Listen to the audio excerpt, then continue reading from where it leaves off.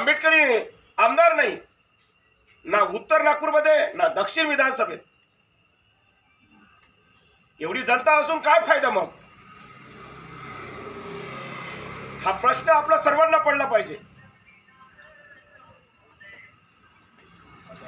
आणि ही जी निवडणूक आहे महानगरपालिकेची, ही निवडणूक अटीतटीची आहे. ही निवडणूक तुमचे प्रश्न सोडवणाऱ्या व्यक्तींची आहे. आणि यासाठी आता जे या निवडणुकीमध्ये जे जे आम्हाला प्रलोभन देईल, त्या प्रलोभनामध्ये आम्हाला जे स्वतःला विकायचं नाही असा आपण जे आहे प्रण घेतला पाहिजे. आपण संकल्प आपण जे आहे अष्टांग मार्गातला आपण केला पाहिजे. म्हणून यासाठी माझ्या संपूर्ण भगिनींना आणि माझ्या बांधवांना सांगणं आहे, या दारूच्या ज्या काही बॉटला येतात, दारू जे काही आपल्याला पाठवल्या जातात, त्या दारूच्या आपल्याला जे आहे आहारी नाही जायचं. आणि या दारूच्या आहारी जाऊन आपले संसार नष्ट करायचे नाही, एवढा आपण प्रण घ्यायचा. मग आपली जी काही भगिनी आहे त्यांनी आपलं घर सांभाळायला पाहिजे. त्या दिवशी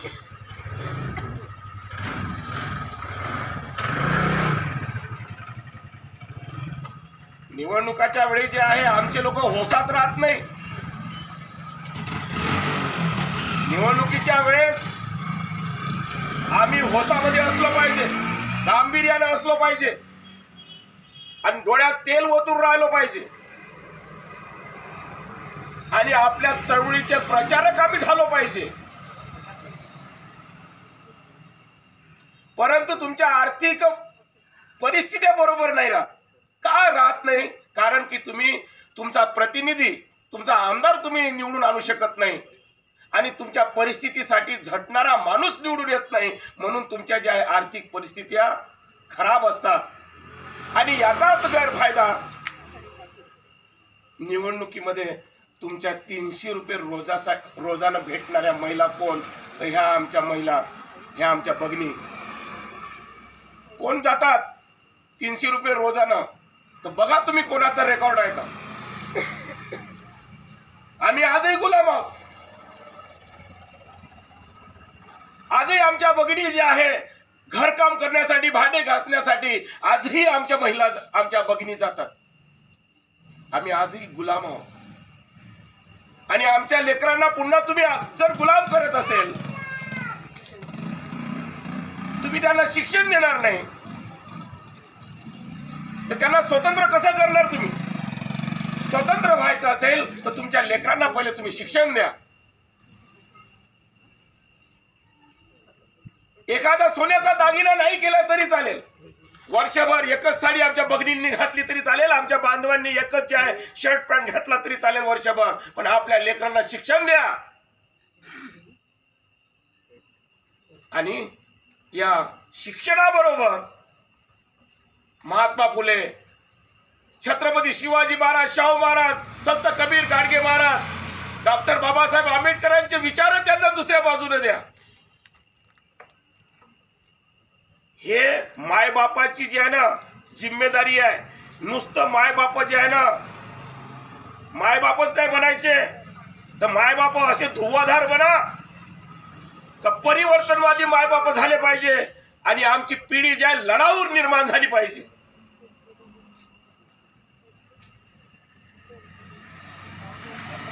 काही लोकांना म्हणतो की आम्हाला जे आहे माणसं पाहिजे, चळवळीमध्ये काम करण्यासाठी माणसं पाहिजे.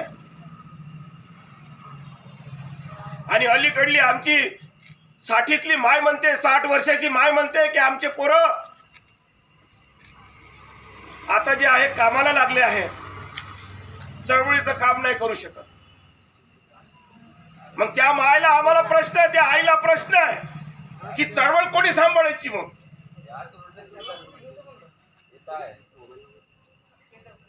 आजही आमचे गरीब लोक आहे, आमचे गरीब बांधव आहे, त्यांच्या परिस्थिती बदलण्यासाठी आपल्याला जे आहे चळवळीमध्ये चांगले प्रतिनिधी निवडून गेले पाहिजे. आणि तुमचा वाटा कुठे आहे, तुमचा हिस्सा कुठे आहे, तुमची आर्थिक परिस्थिती चांगली बनवण्यासाठी कोणकोणत्या योजना आहेत, तो कसा आणेल तुमच्यासाठी, तो प्रयत्न करणारा तुमचा जो प्रतिनिधी निवडून गेला पाहिजे. आणि तो प्रतिनिधी जर आपण निवडून पाठवणार नाही तर तुमच्या परिस्थिती जशाच्या तशा राहील आणि तुम्ही असेच राहिले पाहिजे असं विषमतावाद्यांना हवं आहे. विषमतावाद्यांना तसंच पाहिजे. तुम्ही जे आहे तुमच्या शाळा बंद पाडल्या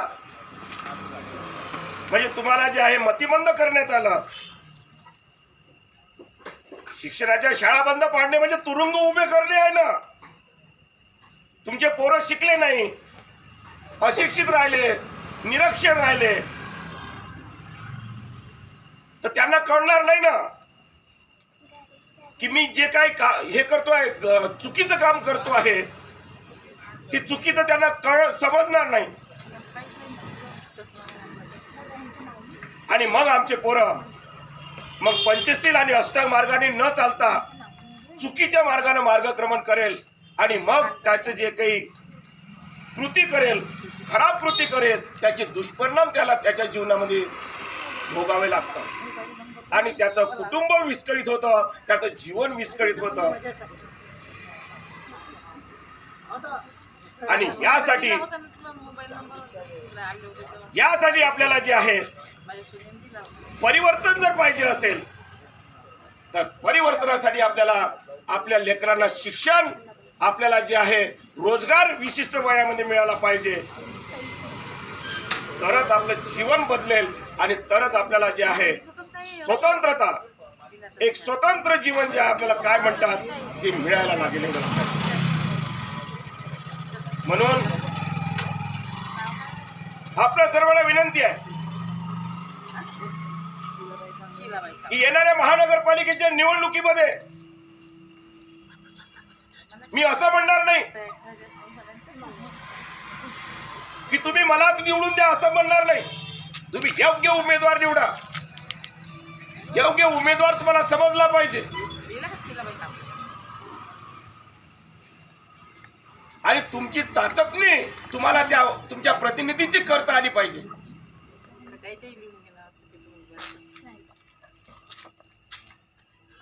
आपण फक्त दुसऱ्यांना शिव्यागाळी करत राहतो. आम्ही म्हणतो की नाही, हे परंपरावादी लोक बरोबर नाहीये. आम्ही आमच्या ओबीसी बांधवांना शिव्या देत राहतो. अरे हे लोक पहा मेंढरासारखे आहे. आम्ही त्यांना म्हणतोय अरे बाबांनो, ओबीसी बांधवांना शिव्या देण्यापेक्षा आम्ही तरी संघटित आहो का. अरे कमीत कमी ते मेंढर जरी असले तरी पण जे आहे ते संघटित आहे. ते एका मार्गाने हाक मारली की बरोबर एकत्र येतात आणि त्यांचे प्रतिनिधी निवडून येतात. परंतु फुलेशाह आंबेडकरी लोक एकत्र नाहीये, संघटित नाहीये. मग आम्ही आमच्या ओबीसी बांधवांना शिव्या देऊन फायदा काय. पहिले आम्ही एकत्र यावला पाहिजे, मग त्यांना काय म्हणायचं ते म्हणावं. पण त्यांना म्हणून फायदा नाही आहे. पहिले आम्ही संघटित नाही, आम्ही संघटित झालं पाहिजे. आम्ही त्याच्यापेक्षा मेंढरापेक्षा भयानक अशी परिस्थिती आहे. हे पहिले आपण स्वतःला ओळखलं पाहिजे. निवडणुका आल्या अरे आपला प्रतिनिधीजवळ पैसे नसल्यामुळे जे आहे हा काही निवडून नाही येत म्हणून आम्ही जे आहे आपला कोण आहे बेटा निवडून येऊ शकतो. मग दगडापेक्षा वीट मग ते शेंबडे राहिले तरी चालते. वर्चस्ववादी पक्षांचे प्रतिनिधी धनवान असले पण तुमच्या हक्कासाठी लढणारे नसले तरी तुम्हाला चालतात.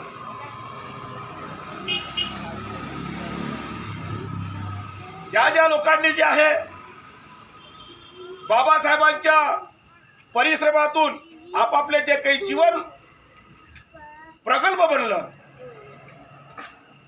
पण मात्र बाबासाहेबांच्या चळवळीसाठी मात्र काम करणारे आज आपल्याला मिळत नाहीये. नोकऱ्या केल्या, पेन्शन मिळवले, चांगलं जीवन घालवत आहे, पण मात्र बाबासाहेब आंबेडकरांच्या चळवळीमध्ये काम करायचं नाही अशी परिस्थितीतले लोक जे आहे अलीकडे आपल्याला दिसतात आहे. काम कुठे करतात? बीजेपी, काँग्रेस, शिवसेना, राष्ट्रवादी. काऊन बाबा? बाबासाहेबांची चळवळ म्हणजे काय तुमची चळवळ नव्हे का? नाही, इथं शक्तीच खूप लावा लागते. तिथं सर्व लबालब आहे. राजे हो, प्रश्न असा आहे, एखाद्या बंजर शेतीला जर सुपीक बनवायची असेल तर त्या बंजर जमिनीला जे आहे आपल्याला नांगरणी करावं लागत ना. झाडं वाढले ते झाडं तोडा लागत ना. नांगरणी करावं लागेल, फणं वेचावं लागेल, वखरणी करावं लागेल, तिला सुपीक बनवावं लागेल आणि तेव्हा पेरणी होईल आणि तेव्हा चांगलं उत्पादन मिळेल, एवढं लक्षात घ्या. म्हणून यासाठी पहिले आंबेडकरी चळवळीमध्ये काम करणारे आम्हाला मर्द लोक पाहिजे आहे. आज आम्हाला तरुण दिसतात, तरुण आम्हाला जे आहे मिळतात, इकडे तिकडे घोडक्याने बसतात. पण बाबांनो या रे, बाबासाहेबांच्या चळवळीमध्ये काम करायचं आहे आपल्याला. आपला नगरसेवक आपल्याला पाहिजे, आपले आमदार आपल्याला पाहिजे, आपले पोरं शिक्षणाच्या शाळा किंवा संस्था काढणारे आपले प्रतिनिधी पाहिजे. पण मात्र ते आम्ही काढू शकणार नाही, कारण की आपल्याजवळ हँड्स नाही आहे, आपल्याजवळ माणसं कामाला नाही आहे. पण निवडणुका लागल्या म्हणजे जे आहे मीटिंगा लावायचे, 5,000 भेटतात, 10,000 भेटतात, तर बरोबर येतात आमचे लोक दुसऱ्यांची कामं करायसाठी. राजे हो, परिस्थिती अशाने बदलणार. परिस्थिती बदलायची असेल तर चळवळीमध्ये योगदान द्यावं लागेल. चळवळीमध्ये आपल्या लेकरांना सांगावं लागेल की चळवळीमध्ये बेटा तू काम कर, आणि तू काम करशील तर येणारी पिढी गुलाम होणार नाही, गुलाम होण्यापासून वाचेल. पण लक्षात घ्या, जे काही गुलामीसाठी आपला देश अलीकडे गुलामीकडे जातो आहे, तर यासाठी या देशातील फुले शाहू आंबेडकरी समतावादी लोक याला जिम्मेदार आहे, एवढं लक्षात ठेवा. जे योगदान या चळवळीला देत नसेल ते. अजूनही परिस्थिती गेली नाही, अजूनही परिस्थिती आपल्या हातात आहे. नगरसेवकाची निवडणूक आहे, महानगरपालिकेची निवडणूक आहे. एक नगरसेवक क्रांतिकारी समतावादी विचाराचा, फुले शाहू आंबेडकरी विचाराचा नगरसेवक इथल्या आमदाराला भारी पडेल, एवढं लक्षात ठेवा. पण तो खरा आंबेडकरी क्रांतिकारी माणूस निवडून आला पाहिजे. यासाठी तुम्हाला सर्वांना परिश्रम करावा लागेल आणि स्वतःला सांगावं लागेल की मी स्वतःला विकणार नाही. किती प्रलोभन येईल स्वतःसाठी, स्वार्थासाठी, तरी पण माझ्या समाजाचा मी विचार करेल, माझ्या ज्या समूहाचा विचार करेल, मी मानवतेचा विचार करेल. पण मी मात्र जे आहे या वर्चस्ववाद्यांच्या पैशामध्ये मी स्वतःला गहाण ठेवणार नाही, एवढा संकल्प प्रत्येकाने करावा. आणि मग पहा, इथला वर्चस्ववाद्याची कोणाची हिंमत होणार नाही तुमच्याकडे अन्याय करण्याची. अन्यथा मग खैरलांजी घडते, जवखेडाई घडते आणि परभणी घडते. कारण की तुमच्या माणसं सिस्टम मध्ये नाही आहे, तुमचे काम होत नाही, पाय लागत जातात त्यांच्याकडे, ते तुम्हाला लाथ मारून बाहेर काढतात. हे तुम्हाला स्वाभिमान पाहिजे असेल आणि हे गुलामी तुम्हाला सोडायची असेल तर तुम्हाला मेहनत करावी लागेल. प्रत्येकाने जे आहे, माझी जबाबदारी आहे निवडणुकीमध्ये माझ्या माणसाचा प्रचार मी कुठलेही मोल न घेता, कुठल्याही प्रकारचे जे आहे पैसे न घेता मी माझा प्रचार माझ्यासाठी करतो आहे. एवढी जिम्मेदारी आपण निभावली पाहिजे, एवढं लक्षात घ्या, तरच आपण जिंकू.